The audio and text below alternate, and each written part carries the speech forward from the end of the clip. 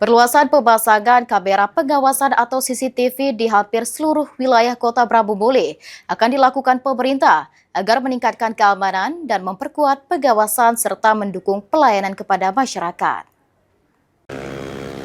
Program ini menjadi bagian dari upaya meningkatkan keamanan lingkungan, memantau arus lalu lintas, serta mendukung proses penegakan hukum apabila terjadi tindak kriminal maupun peristiwa lainnya.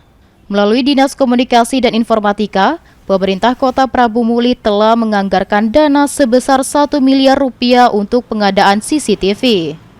Rencana tersebut disampaikan langsung oleh Wali Kota Prabu Muli, Arlan, saat memimpin rapat bulanan bersama jajaran pemerintah kota di Gedung Kesenian Rumah Dinas Wali Kota Prabu Muli. Untuk keamanan, kenyamanan masyarakat kita di Prabu Muli ini, di setiap kelurahan, kecamatan, desa dan persimpangan kita pasang kamera CCTV itu. Dan harganya murah, itu hari ini kalau tidak salah, cuma berapa juta harganya. Nah, itu dipasang tanpa kabel, tapi bisa ngonek di Pemkot, ngonek di Polres, ngonek di mana, lagi khususkan operatornya.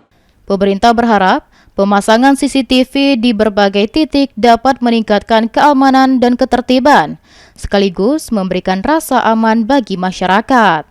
Anggi Perkasa, PAL TV.